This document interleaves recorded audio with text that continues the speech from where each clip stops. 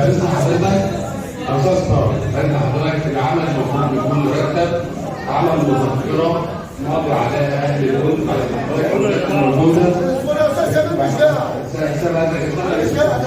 خليك معايا.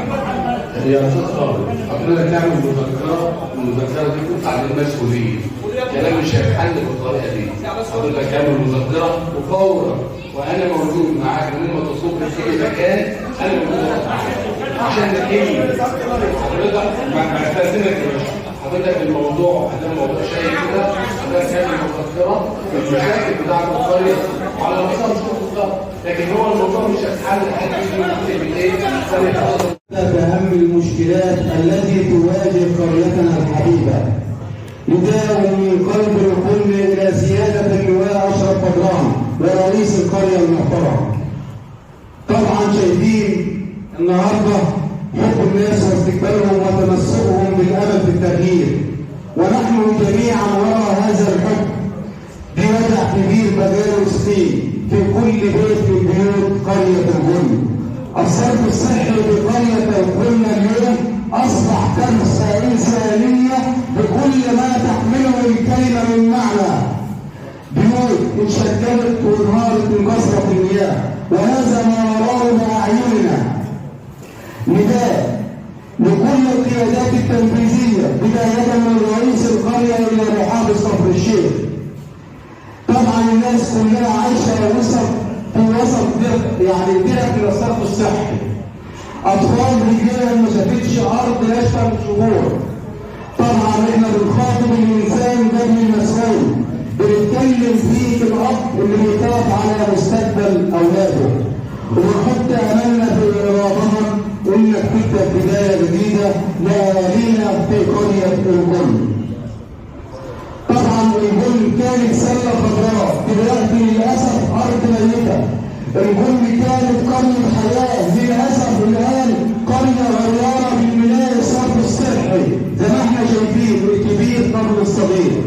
واحنا في المؤتمر ده بنرفع صوت كل بيت وبنقول لك يا سيادة اللواء، الناس بتموت بجد وبتسندد بحضرتك، وانا بصفتي لاحد شباب المحافظه قسما بعزه الله لن اسكت ولا اصمت حتى يجيء حق ضريبي بالكامل.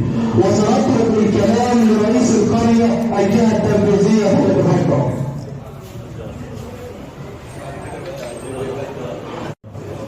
كل سنة وانتم طيبين، وانتم الأول شرفتونا بحضور اللقاء الجماهيري الأستاذ طارق دعانا ليه كلنا علشان نقف جنب كلنا نفر واحد. أولا المشكلة اللي الأستاذ طارق أشار إليها دي أهم مشكلة في البلد، وانتم طبعا عارفين الوضع قبل انا مادي وانتم شايفين، واحنا كل يوم في كل شارع وكل حته.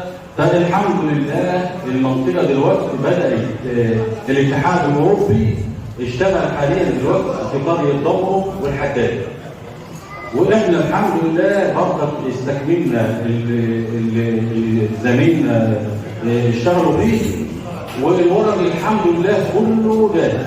المساحه اللي يعني حاجات ياما كده تبع شغلني متابعينها اول باول.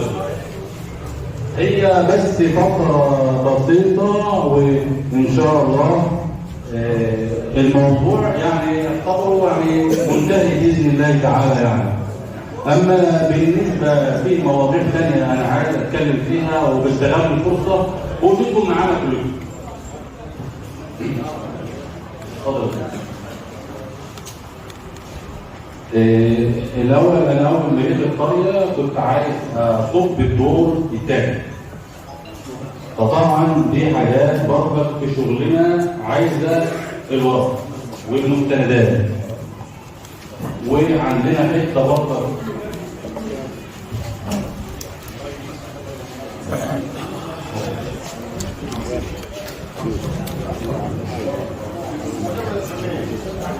يا عم